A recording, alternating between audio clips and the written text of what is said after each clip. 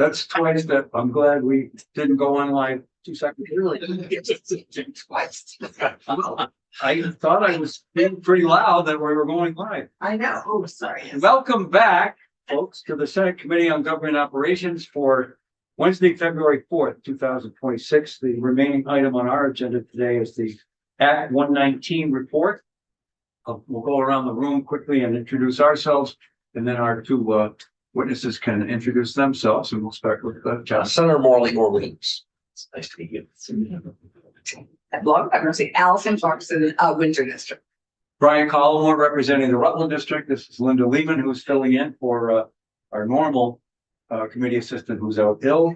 On the screen is Senator Tanya Vyhovsky, the Chittenden Central District.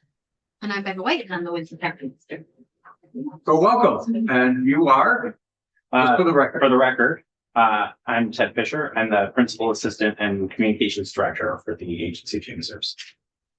And I'm Jacqueline Holden, the Director of Performance and Improvement for the Agency of Human Services. Okay. And I just joined. Speaking of teachers. So, yeah. So while Jacqueline is getting in, I'll start if that works. Sure. I'm actually going to pass around, maybe because I'm a little old school and when I started, Thank you. we were We bringing appreciate paper it. copies. Okay, thank you, Senator White. Here's one for Oh, I you. think we already, You should have this also submitted to your committee. I have this. Great. I gave, I Okay. typed that. What? I printed that up for you. Thank you. You're divine.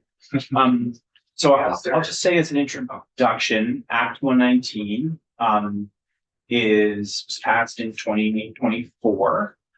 And it directed the Agency of Human Services to investigate broadly its purpose and efficacy in serving its all of the Vermonters that we serve, as well as working with all of the partners that we work with.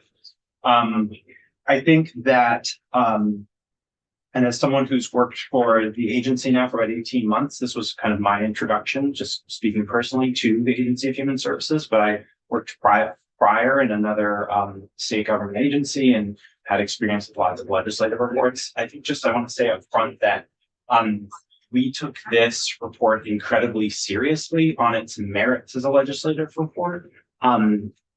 In terms of what the challenge was that was articulated in the passage of the act. But we also had our own reasons for being really interested in this work. And so there will be points where as we go along, I'll try to talk about what is reflected in terms of providing what the legislature asked us to do to you all, which is the purpose of the report, which I also have copies of the report as well if you would like. As well as kind of what is useful to us for our ongoing work. So the Agency of Human Services believes really strongly in continuous improvement and thinking carefully about how we can better serve our clients who are Vermonters generally, and also some of the most vulnerable Vermonters. And so we believe that as a core ethos of our work. And that was a big draw for me as I was getting to know the agency. We have folks like Jacqueline with roles whose job is performance improvement and being really careful about both in the agency and also in all of our 6 constituent departments. So you'll see on the front page of the legislative report that we put in, I think, 1,700 hours, I'm going to misspeak, of work into this between our staff time as a team to do the work, as well as to engage our colleagues across the agency. So I just want to say up front that we took this, not only do we take this really seriously as we would take any legislative report that the legislature tasked us with, but we really strive to go above and beyond in terms of making sure that we were learning things that would serve us into the future. And we are committed going forward and would be happy to return to this committee to provide status updates in the future. We are committed to kind of carrying that work forward. And I will say, and we'll get a chance to go over this as we go along and closer to the end of our presentation, we really do have much more work to do. We're sort of in that, we got the report to you on time in November, and now the work begins of sort of figuring out how we're going to address all of we learned many lessons for which legislation is not the ideal solution. And we now have work to do ahead of us to figure out how we're going to carry that forward. And like I mentioned, we would love to come back and let you know how it's going later in the session or next year or anybody's pleasure. So that brings us through our legislative purpose, which you will see here on the screen. That's a quote from the Act. Just want to provide some context. We are the largest executive branch agency, representing roughly, depending on how you count, we are the largest budget. We're a little bit less than 50% of the workforce. We are very large. We contain multitudes. Some of our departments are larger. Many of our departments are larger than some of our agencies. We are very, very large. And we also have a very broad portfolio of programs. And many of our programs directly serve people and serve families. And so that's a really critical aspect of this is we need to make sure we are successful and also as effective and efficient as we can be, because it matters to the Vermonters that we serve. Honestly, and we did get asked this by some of your colleagues in the House, one of the best concise histories of the Agency of Human Services is actually in the purpose of the Act. So if you're interested in that, it would be, we started there, honestly, Jacqueline and I, when we were assigned this as our project. So we have seen a lot of growth and consolidation since 1970, as well as an addition of many, many different programs and services, whether that's assigned to the agency itself or to our departments. I'm now going to hand it to Jacqueline, who is going to go over our project phases and methodology. Yeah, so we'll talk about process now for the actual creation of the report. This is just a diagram of the project phases. High level, you can see the timeline starting from September of 2024 through final report November of the past year 2025. And then as noted on here beyond, which the results of this report will then become some actionable items for this agency to improve upon and use as impetus for future improvements and process adjustments in order to serve Vermonters better. Initiation and planning was the beginning of the project, obviously, and then to the information gathering phase, which then led to analysis of all of that. We did prioritization after that of what we learned and what parts of that were really valuable and impactful for us to pursue, which then led to developing results and potential options from those of what the agency could potentially prioritize and work on moving forward. And then that led to our final recommendation, which are the reports. And we'll go into that a little more detail here. The information analysis and prioritization sort of phases began with outreach and engagement, which were in the form of discussion groups, surveys, interviews. We engaged with over 1,000 participants of various different places, backgrounds, different relationships and ways they interacted with the agency. We started with a very broad approach overall in our process, in that we did not ask any specific questions of people. We just went into rooms and asked if you wanted to improve the Agency of Human Services based on your relationship and your interactions with it, what would you do? That's where we started, very broad. We began initially with AHS staff for a couple of reasons. First, because as internal people who really enact and perform the processes and the implementation of the policies and the way the agency works, they have a good view into that process and also see from sort of policy high level down to implementation of how the work we do hits the ground and meets those people who actually are benefited by the work and who receive our services. And also they were just the most proximal group, easiest for us to access and sort of pilot some of our outreach strategies. So that's where we started. And then from there, we moved on to some of our sort of groups that we interact with a lot, committees, maybe that includes state of Vermont and Agency of Human Services staff, and also external partners, partner organizations, also advocates, representatives of our client populations, those people who could give voice to sort of that other side of our organization, those people that really are the mission and the purpose for which we do this work. Let's see, after that, well, Appendix B of the report has that full list of folks with whom we engaged and the organizations that they represented, or the groups that they chose to represent when they introduced themselves to us and the way that we engage with them.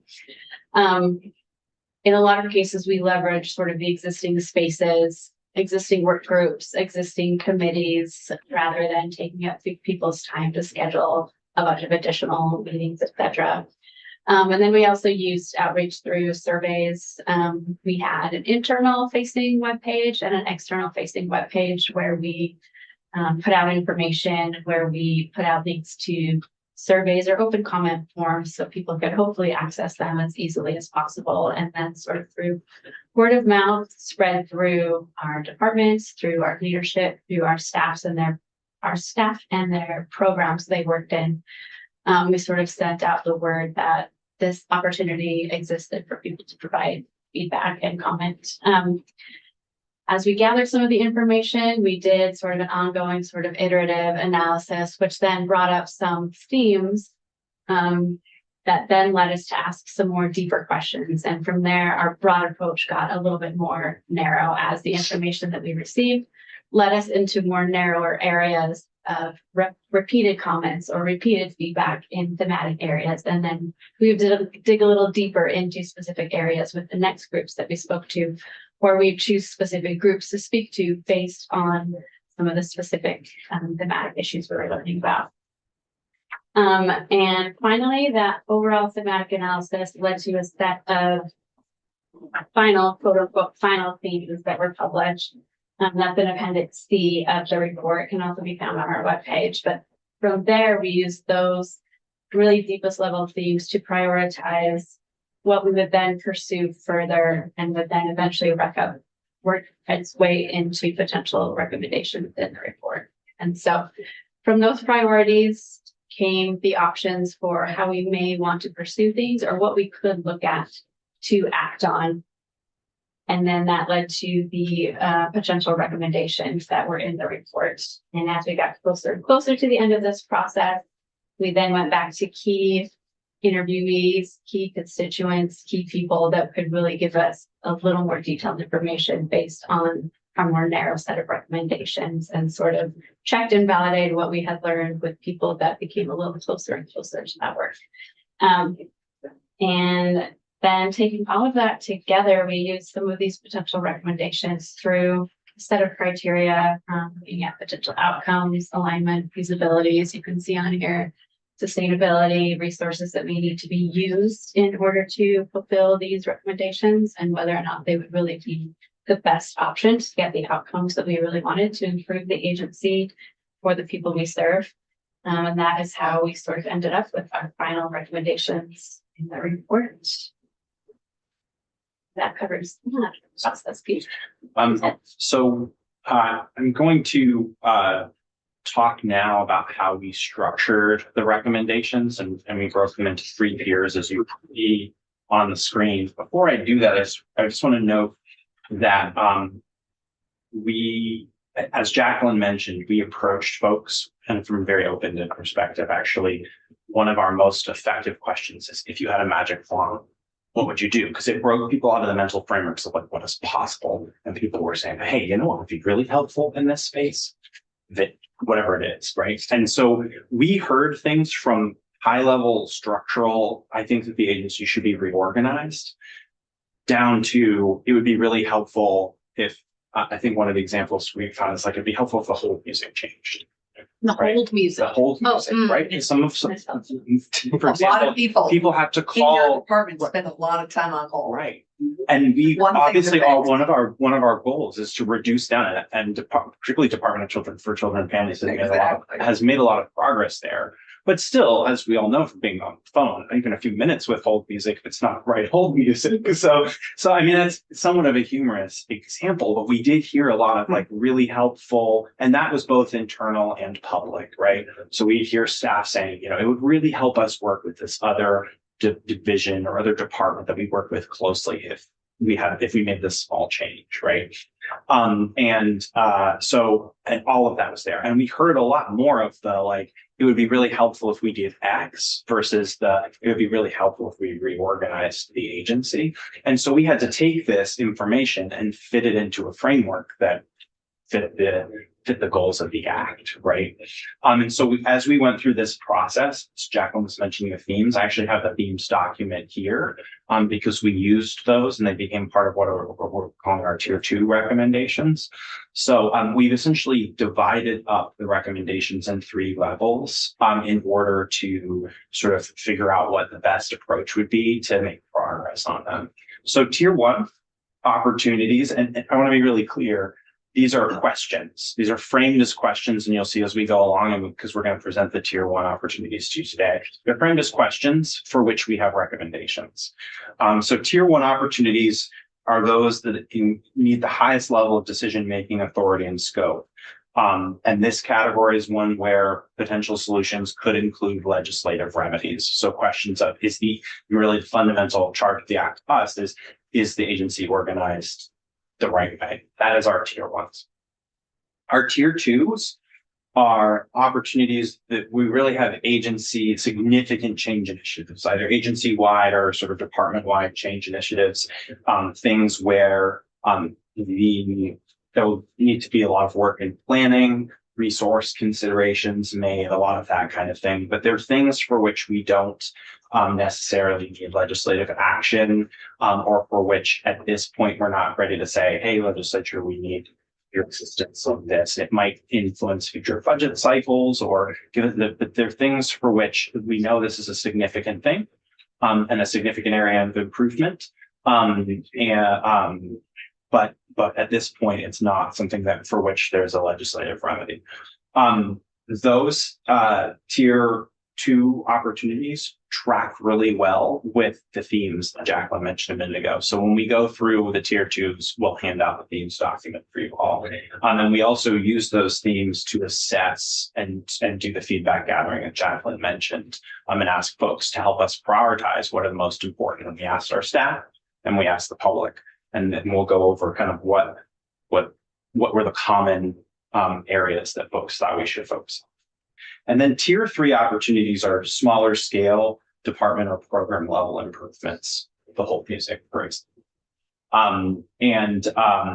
Those, I sometimes try to catch myself from calling them low hanging fruit because they might be something that's both either very impactful or something where there's going to be real work to change. But they're things that we as an agency can take on in-house, or things that we can give to departments to work on. And we have many, many of those. And so one of our next steps is really working through those and making sure that if it's a department specific recommendation, it's with the department for follow-up, or it's with the agency for follow-up. Low-hanging fruit and positive connotations. I think so, but I don't want, as we frame this, we don't want to undersell. Some of these will be very impactful, even if they're small things, right?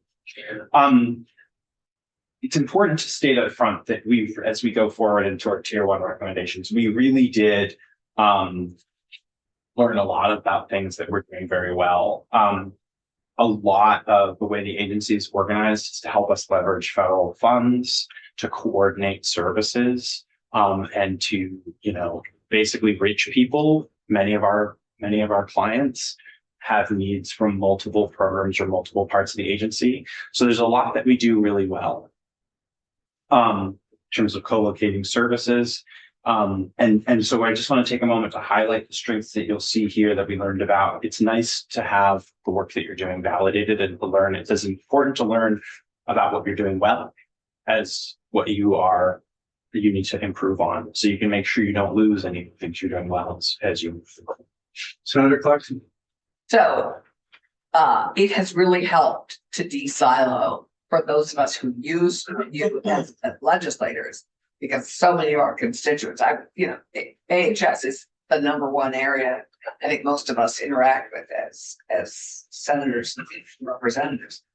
And to have the area, the Sue Graffs of the world, the people who are, can speak to us with, on every matter in AHS with a family that may have corrections and SNAP and you know, like and DCF issues. And we used to have to go to every one of those different departments, and now we can speak to one person about in a whole totally holistic way.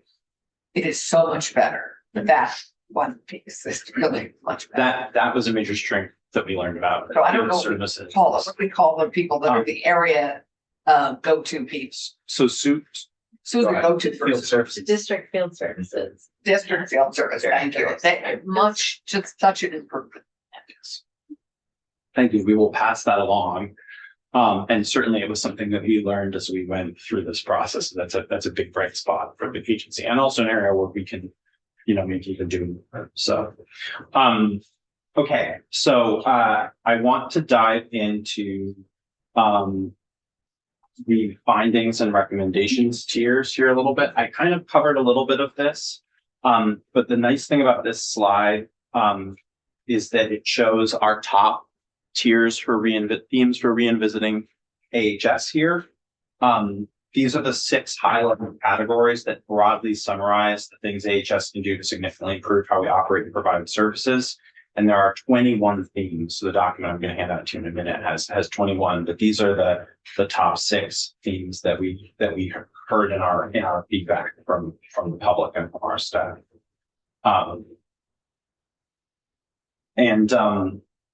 So does the budget reflect this? Just asking, giving capacities on the top line. So by and large, no. And we'll get to, as we get to our conclusion, be happy to talk more about that. We have work that we need to do on all of the tier levels to present change. The tier 1 recommendations, and we are clear in our report that we did not make any requests for legislative change this year. We are, and actually we can just skip, I think, to the next slide to go over. Capacity is not the legislative. Capacity is, that's up to you guys. I absolutely hear you on that, Senator. We I think thought this will follow up. I think we wouldn't have to worry about the whole time music if there were more people answering the phone and dealing with people's problems. Absolutely. And I will say we heard that, like and I'm happy to follow up with the committee specifically on the whole time, because DCF did a fantastic job, particularly with the Economic Services Division, really cutting those hold times. And that's actually a really good example of the continuous improvement work that we do on a daily basis. This was an additional to our ongoing and complementary to our ongoing continuous improvement efforts. Where we are at here, though, is that particularly when it comes to the bigger challenges and projects, the reason why we're not making any legislative recommendations, just 2 reasons when we jump into the tier 1 here in a second, why we're not making any recommendations for legislation this year. But for places where we recommend change, one of the things that we looked very carefully at is the cost of change and the potential impact on our on the people that we serve. Sorry, not to continue to repeat myself, but are some of the most vulnerable from. We are so clear. And so we have to be very careful in whatever that we do. And so we are in a place where we were able to meet the goals of the act by providing a report to you, but we have more work to do in figuring out how to make that change management happen. And that is as true for the things that we are committed to doing by ourselves, for which we do not need legislative support or a legislative change, as we are for bringing future legislative proposals that are based on the act. So that's where we said we would really be happy to come back to continue to give you updates on this work, because we take it really seriously and we're committed to moving it forward. But we want to be very careful to make sure that any solutions we bring. So no, it is not. That's one reason. Another reason is that we do our budget development process very carefully. within the agency and working with the administration over a period of time. And our timeline for providing this report to you was in November. So we have work to do for future cycles. I'm not in a place where I'm able to make any promises one way or the other on that, but it's certainly, this is something that will be, the agency is committed to and be part of our DNA as we move forward. We appreciate that. I would just note you have every opportunity this year to affect capacity. That is They might. well taken. Before we go forward, I just want to note some of the thematic challenges that we came up here. I've said already, a lot of the feedback wasn't structural in nature, but it's probably not surprising that we did hear a fair amount of feedback of AHS as a entity that was kind of known and understood to people we were communicating with. When we said, hey, we want to talk to you about this thing called Act 119, this is our charge. People came in with the mindset of, even if we heard more granular and specific and feedback, people were sort of thinking about what's the broad challenge of AHS as an entity. And so there were many well-reasoned and valuable comments, both for keeping the agency as one and for dividing the organization. And there was a variety of different models that kind of surfaced as we went through. And we also heard a lot about challenges and opportunities that, while they didn't reference organizational questions directly, they have bearing on the overall question of the agency's organization. I should just note at this point that when Jacqueline and I came into each of the structural questions, we approached them with an open mind and thought, what objectively are the costs and the benefits of each of the options? So we're presenting to you several tier 1 recommendations for which we recommend no legislative action. But we wanted to be transparent about the investigation that we did and what the challenges were that led us to consider the question. Senator Clark. Just because you're not recommending legislative action doesn't mean we're not interested in what the choices are that you made, because Absolutely. those all impact our constituents. Absolutely, Yes, and that's why we're presenting that. So, as a way of segueing, I'll say it probably isn't surprising that we heard more often the agency is stronger and better able to meet the needs of Vermonters as a single unified agency. As a matter of fact, one thing that we really kind of came away from many conversations is that we in many cases haven't even really scratched the surface of what acting as one team can be, which is really interesting. I mean, I really appreciate your comments. Actually, I want to come right back to your comments a second ago, Senator, which is things like field services and coordination of services is wonderful, and I'm really glad at the breath of fresh air we can do more. Oh, And there's a lot of benefit. talking about the good things. Yeah, So there's a lot of benefit No, to be the good- gained, I would say, from strengthening us as one team and one agency. And so that is part of the rationale as we go forward. Okay, so now we're going to jump into our tier 1 recommendations. We have 4 of them. I'm happy to go as quickly and high level as you would like, or as comprehensively as you'd like.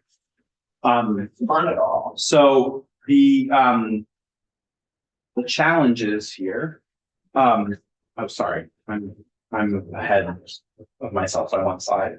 So the challenges here for AHS specifically, as I was just mentioning, our recommendation is to keep the agency together and strengthen as a unified agency. As we were just talking about, so much of what we do and how we do it is dependent on aligning services across the life force of Vermonters and to meet their varied experiences and needs. There are things that we can do to strengthen our coordination, break down barriers and silos. But, in reference to your question before, it is up to us to investigate that at this point. And something that Jacqueline reminds me of frequently, and if you're interested, she will be able to articulate it better than I can, is that, if we're talking about adding capacity, for example, as you referenced, we need to make sure that we do the work to understand what positions we're going to need. For example, if we wanted to add positions in a certain area or certain program, sometimes we know and have a really good sense of the need, but coming away with recommendations like strengthening our leadership efficiency, increasing our flexibility, making sure that we have, the right tools and the right coordination between all of our departments and programs. We very well could need positions to do that, but we need to understand what positions we would need and scope those out, and also take a hard look, because we are stewarding taxpayer resources, and other things that we can do to streamline, smooth, improve our systems internally prior to going and reaching for a position, if that makes sense. I mean, Yes, Senator. so by capacity in the budget, I also mean maintaining capacity. I am chair of a committee where 7 positions were cut Mhm. in an area the governor gives a lot of airtime to our housing crisis, and yet 7 positions were cut. Yes. For the housing and community development. So I also mean maintaining capacity, not Yes. just adding more. Yeah. Yeah. I absolutely understand that. I am not the right person to speak to the budget. No, I- As the budget challenges, certainly, but it is a difficult climate where there are. It's a more difficult climate when we have less in your agency, quite honestly, because it's a catch-22, isn't it? The more trauma that we have, the more everything else we have. Trauma costs our state billions of dollars, and your agency is the one that deals with it. And they've got some recommendations to tell us about to make it. I want to hear what the real recommendations are. Yeah. Just like, Yeah. because I have some serious questions about the substance abuse and Yes. mental health Absolutely. Yeah. piece. So I Well, want to get. Let's turn to Department for Children and Families. We did really identify, and fairly early on, some fairly significant thematic challenges with Department for Children and Families. We asked DCF to do a lot, and DCF does several different things that aren't necessarily linked together. So, for example, we have the economic services and a lot of the social services that we provide to Vermonters in the same agency that also does family services. Not every state in the country organizes that way. Those are big lifts for one department to do. And so we took a very hard look at whether DCF was organized in the right way. As I noted earlier, and to your point, Senator, we had to be very, very careful when deciding whether to make a legislative recommendation. Is now the right time? Will the cost of change, both in resources and in impacts to programs, be worth the actual change? And so ultimately with DCF, we're not recommending, our recommendation for DCF is the same as our recommendation for the agency, which is work to strengthen. There is work that needs to be done to strengthen coordination and integration at DCF, as well as to make sure it is appropriately structured and resourced to deliver on its many missions. But at the moment, we're not recommending a change in terms of how the organization structure is.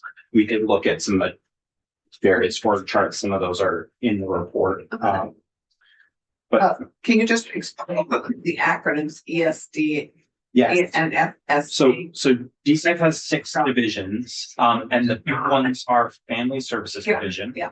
Economic Services Division, and then also the Child Development Division, which does child care, and with AOE does pre-care. Right, so what's ESD? Economic Services Oh, Division. I thought that was. And then that's family support. Family Services.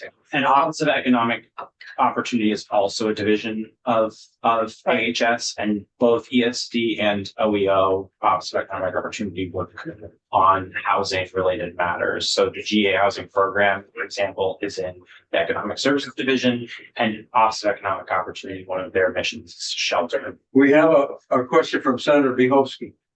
Yeah, absolutely. I have heard some, frankly, pretty horrific things coming out of, particularly, I think it's the Family Services Division.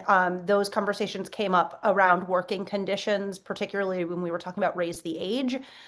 and why that would be absolutely impossible to do given what was characterized, frankly, as complete chaos at the Department of Children and Families. So I'm a little concerned that there's no recommendations being made, given that year after year, we're hearing staff at the Department of Children and Families saying that they're horrific work conditions, it's untenable. So I'm trying to understand the disconnect here. I appreciate that, Senator. I'm sorry, I keep looking at the screen and okay. I'm actually, I should be looking here. Apologies. This is where the way we're structuring the report matters. We listened very carefully and we certainly heard many challenges. And I'm not saying specific to DCF, but many challenges about and things we need to work on. The question here is a legislative fix the right remedy? And like I said, we did take a very hard look at whether or not a reorganization of the department would be worthwhile. But at this point, I appreciate what your comments, Senator. We need to make sure we make improvements and make progress moving forward. And we're not at the point where we think a structural recommendation or a structural change is going to solve the problem. So that's me acknowledging that there are many things that within DCF and within the whole agency we could work on and are committed to working on, but not everything can necessarily be solved by reorganization. I think that was kind of described in order to answer. Tanya, do you have a follow-up on that? No, I'm curious to see what recommendations are made. It's concerning to me that it's year after year and it seems to be getting worse, and it's difficult, and I'll own some of this as my own discomfort to sort of do nothing. I see what you're saying, and we'd certainly be happy to follow up. Jacqueline and I have many amazing colleagues, and we're not, unfortunately, we don't have the expertise in everything. So we can certainly follow up with Family Services Division if you're interested in more specificity on some of these things. I'm going to try to stray away from sort of questions of working conditions or labor relations, because it's absolutely not my area of expertise. What I will say is that everything we heard from staff and everything we heard from the public, we take really seriously. And our goal is trying to find the common themes and areas in between. And now the work begins to prioritize and sort through those. Senator Bucks. So I don't think the problems with DCF are structural. I think from outside users, which your legislative partners are, Mhm. I'd say it's qualified management, thoughtful management, and capacity issues. Those, you don't need legislation for that. That needs leadership and good management and all the things that this area cries out for and so I think those are all in your camp and all that just need to, this is just one of the most important departments that we all deal with all the time. And Tanya works in that particular area. And anyway, it's just, I think really attending to who's appointed, how qualified they are, and the management skills they have managing it are key. Without speaking to the specifics, I will say, as we note in the report, we agree, and we are not making a recommendation for structural change this time. Our hope is to use the resources that we would need to devote to that kind of change management if we were asking you for a change of statute to make progress on some of those improvements. That's a good idea. Okay. We can now move to our substance use and mental health integration. So Can I just, maybe you could jump ahead to the actual recommendations. This is one of, this is number 3. So this is challenges, but Yes, I'm sorry. So, and I apologize. For each of the recommendations, we have a slide of challenges and a slide of the recommendations. The recommendations. So I apologize. I'm trying to answer the questions. I will fit you more to sort of wayfind us here. So one of the things that came up as part of the conversation about prevention and treatment of substance use, it came up fairly frequently. We heard, as I mentioned prior, we heard both granular issues. We also heard questions of structural nature in terms of feedback. Much of this input showed up in conversations with organizations, groups, and people who are working directly in the field. We also heard some significant input from the Department of Health and the Department of Mental Health. Yeah. Some things that everyone agrees on is that there should be strong coordination and integration, and then that can be improved. However, there's very strong opinions, both in the field and in the agency, about the best way to accomplish this. Okay. So when we were trying to frame our recommendation, we really tried to focus on the client perspective, thinking about the Vermonters that we serve. Just to give you a granular example, there are 2 different provider systems and 2 different billing systems within this space between mental health and substance use. One is in one department, one is in the other department. There's increased complexity and duplication on the level for clients, providers, and the system to navigate. And this is when you think about folks who struggle with mental health and substance use, that's a very, like, that for folks who are struggling with that, can be very, very hard to navigate, because we have unfortunately have a system that is more complex than it needs to be. It was kind of the solution. I should say that I am not an expert in this area, despite having some interaction with it in another part of my life.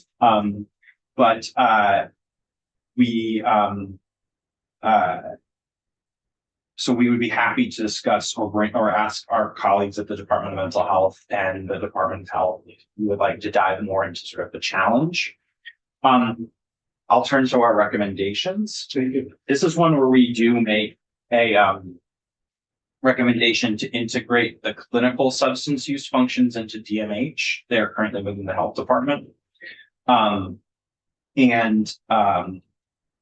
This is our way of trying to make sure we navigate the mixed recommendations, focus on the client perspective. And this is an example of where the judgment about whether to make a change tipped over that sort of cost. We are not currently bringing a legislative recommendation forward. It's important to be careful in how we do this process and planful in how it's structured and works there. And then we would be happy to go ahead. Oh, no, I didn't mean to interrupt you. We'd certainly be happy to participate in conversations if that is of interest to the committee or to the legislature generally. Okay, so thank you. So I guess I have a couple questions. Mhm. But if I'm understanding what you just said correctly, this will not happen. Because you're not making a legislative ask to do it, or are you saying you're doing it and you don't need a legislative ask? Well, I would love to know the answer. I think that we are not currently asking for legislation. We may. But you're gonna do it. We may ask for it in the future. We're in the process of working on making sure that if we were to bring a legislative ask, it would be the right one, and making sure that change management is done. Okay, but would you do this? Could you, or would you do this, move this recommendation without the legislation? And I'm not saying you can or cannot, I don't know. But are you moving forward with this recommendation? Separate question from the legislative piece. Okay. Brendan, you can. So Brendan Atwood, Policy Director for the Agency of Human Services. I think at a high level, the response is that this really reflects, as Ted and Jacqueline noted, the what, and the how is the process that we're working on now. And so the speed at which we do this, what the specific steps are that we do it, and frankly, the due diligence to work with stakeholders and folks within the agency and the departments is all forthcoming. Okay. So we're going through that process. This was like identifying essentially what we needed to do, the next iteration of this process, and how are we going to do it. And we don't want to put the cart before the horse. We recognize that moving too quickly can make things, can jeopardize a lot of the progress that we hope to make. And so you will certainly hear more from us on this. Okay, so this just, I guess my main concern is I have some issues with this move because I've heard that internally it's not a slam dunk. There's some, and I appreciate your referencing strong opinions. So I don't necessarily know if it's a slam dunk yet. So maybe that's work that you're doing, but I just want to make sure that it's not going to happen without us knowing it's happening. Absolutely. I would, Okay. there's a short form bill that Rep. Rebecca has on. Oh, Rebecca? Yeah, Daisy Rebecca, yeah, okay. it hasn't moved yet, and I think, for us internally, we want to make sure that we're with our finance, with our clinical folks, with, of course, the governor's office and other departments, and folks in the state, and all of the providers who rely on these systems as well. Again, we need to do our due diligence to figure out how we do this, the timing to do it, how all the pieces move, and we've not embarked on that exercise quite yet. And when would you say that you got enough internal pushback that you would say, actually, we're gonna not do this? And any of the recommendations? is I think that's an interesting question. I think just to be slightly more direct,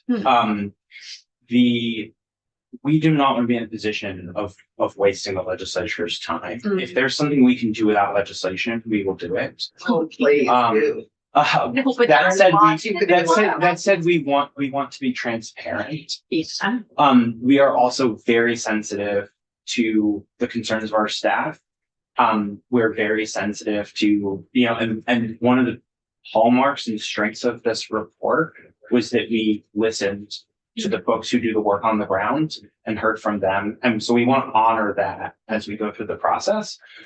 Certainly. We also recognize, and also recognizing like, this is a big part of Jacqueline's job and something that we have a central office think about. It's like doing change management well Yeah. in a way that allows folks to see the vision and work towards it, because it could, we all experience this as humans. Like we don't want, we want to feel valued in our jobs, and change can be difficult to navigate, and change, we owe it to our staff to make sure that the change is done as carefully as possible, which is why I'm coming here with a tier 1 legislation, like recommendation of a structural change that could require legislation, and saying, we're not ready to bring you something yet. And I recognize that's frustrating because, that said, we are investigating this with an eye towards the client, which is why we're going to tipping on the other side of this. We need to do what is in the best interest of Vermonters. And there's a way that we can do that. It's respectful to our staff and makes the most sense for the work. And also, serves the needs of our clients. Because this is really, as you know, a very tough area, and an area where some of our most vulnerable Vermonters are. So it's really hard to answer. It may be, and we'll certainly try to be transparent. Maybe that we can make a change without legislation. I'm not at the point where I can say that one way or another. I guess I'm just asking, if you do move forward with this, I understand you're saying you don't want to waste our time. This is worth our time. Absolutely. This decision is worth our time. And that's So where- if you are going to make a decision or move in that direction, I think Absolutely. I at least would want more information, because I am worried that you've gotten some internal pushback already for this idea, and I don't want to see it go through and then us say, oh, well, now we're going to have to Absolutely. undo something.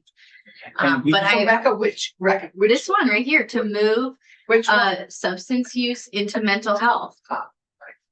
So that is where our commitment to come back and speak with you at the committee's pleasure.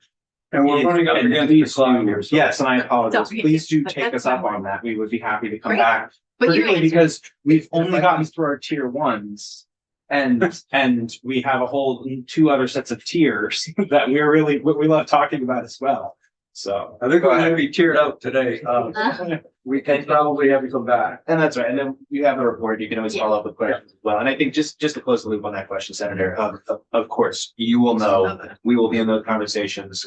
Part of the due diligence will include consulting with legislators and other folks before we do all that. Again, part of our hesitation in saying, let's do this right now, is that we haven't done that due diligence yet. We need to make sure that we understand what the intended consequences, the unintended consequences, and really how it's going to impact the system. And as you know, the agency is embarking on all sorts of innovations throughout our various systems under our auspices. So, we want to make sure that we're thoughtful about this. Short answers, you certainly hear more. Thank you. Yeah. Well, and there are a lot on corrections that I think we're gonna want to spend time Yeah. on. So which is the next. So, I mean, both these two are just, I mean, all three of, them, they're all huge. they are, And they're- just mindful, Mr. Chair, of the time. I wanted to quick move through the DOC recommendations, which is just to say that we heard in some places, we heard a lot of really awesome feedback from correctional officers, from partners, and from folks who work in probation and parole in the field side of things. And from our residents as well. From some of Did we our, hear from our prisoners? we did not speak directly to incarcerated individuals. So throughout this process, most of what we heard for feedback was around, again, those recommendations for system improvements. On the whole, we did hear, we did hear it on occasion, about some questions about where DOC should be organized. Thinking about how we best support our incarcerated population and incarcerated individuals, we are recommending that DOC remain a part of the Agency of Human Services. There's a lot, firstly, DOC is not just facilities, which I think sometimes missed in the conversation. We do a lot of community work through probation and parole.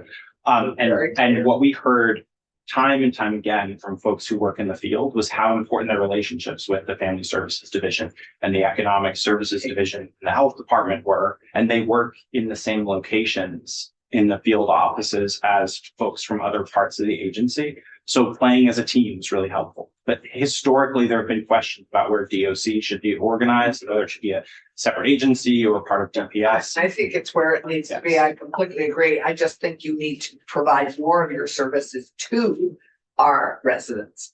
And we The agree. department, and I'm disappointed because I think you heard from people and clients in all your other departments, and I'm disappointed. And we did, and I should say, we did speak to, there are many groups that are active in this space. We did speak to You realize, those. but that's not speaking directly with the residents of I the correction. appreciate it. And it thrills me that you're, but I think we desperately need more programs and services in corrections itself and for the residents. And I think I'm thrilled to see that you have as increased access to workforce development because it's just one of the key challenges. one that we thing- have failed, I mean, really failed.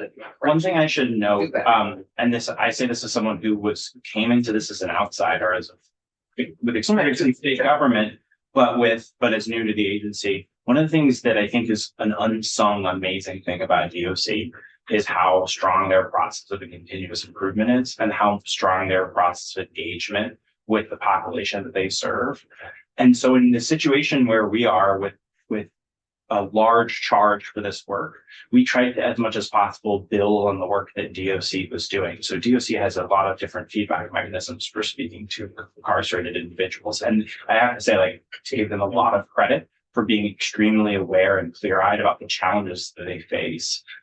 Things like that. So I appreciate your concern about that, Senator. From our perspective, what we want to do with this report is support DOC in building on the work that they're already doing, if that makes sense. And mindful of the time, Mr. Chair, I just would like to maybe end, because we've gone a lot about next steps as we've gone throughout. So if we can maybe end our presentation a little bit early by just talking about the tier 1 operational opportunities. I just passed out the themes, and just because this is really going to be the meat of the work that the agency is going to be doing over the next year when it comes to taking on the in-house improvement work. I did mention some of our lower hanging fruit. Those are things that we'll organize out either to specific departments where that's relevant or take on the agency, and that'll kind of become part of the agency's continuous improvement work. But these are areas where we need to think carefully and strategically, decide what our priorities are moving forward, and then also make some decisions about what we want to tackle and build out project management around those projects and make the resourcing decisions. So the prioritization, as Jacqueline mentioned, we did a prioritization survey for both the staff and the public, and we used the themes, basically asking people to tell us. So what you see on your slide here, this is slide 17. are the top priorities of both the public and our staff in terms of what we should be doing. And these are broad themes, but we have a lot of things that sort of fit into them that are both granular and bigger challenges to work on. So this is what we are in the process of staffing out right now, making those decision-making with the executive leadership team of the agency, which is the commissioners and our 3 executives at the central office level. And then we'll be moving forward in sort of the hard work of digging into this. No, and I appreciate your work and all the hours you've done on this.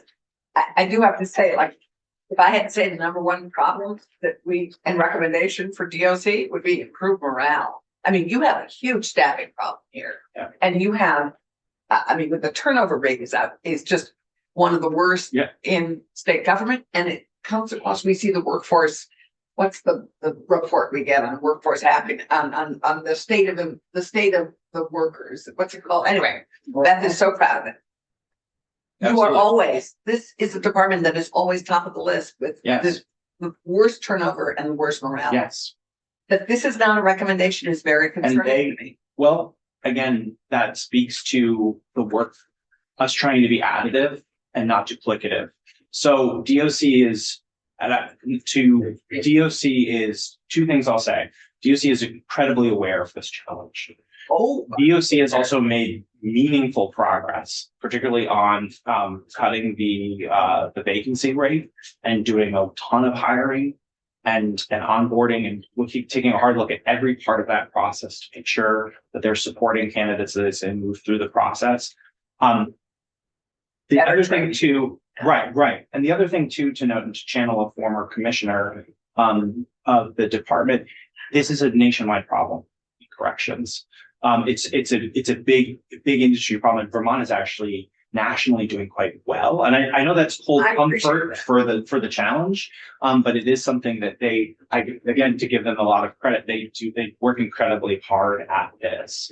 And I think they can be very proud of their efforts of the last several years to address this. Doesn't mean there isn't more to be done, certainly. But I think they have done, this is very much top of mind, for them, certainly. And yeah, I think, but I do think that is, that's something that I think deeply about. It's something that we will certainly support them in every way that we can. yeah. Because we're going to look at it by results. I mean, I think we go back to and here's- substance abuse here's- and the results are still. And I appreciate the feedback, Senator, because we set out to design this in the way best we could to meet the data that we had. Many of the recommendations that are tier 2 and tier 3 will be helpful. It's on us now to work with DOC to figure out what will be useful to them and dovetail with, integrate with, and not destabilize the ongoing work that they're doing, right? So that's where we are now, and it's at the base of the process. I know it's hard to come in and say, here's the final report that you asked us to give, but really we're just still in progress. Well, but we're trying to make sure that this report is not a report that just sits on a shelf. No, but that's kind of exciting, is that it's profit ongoing work. I think it's incredibly I exciting. do too. So I applaud you. Thank you. Okay. Thank you very much for your time today. Thank you. Jacqueline and Senator. Jacqueline, nice to meet you. Thank you. You also. Oh, you came last year. Anybody else have questions? I don't see Senator Bielski's hand up. Okay, so committee, that will do it for the day, and we will convene again. You know, it's funny, the floor is at 1. I never know how long, because we set the agenda up 5 or 6 days ahead of the calendar.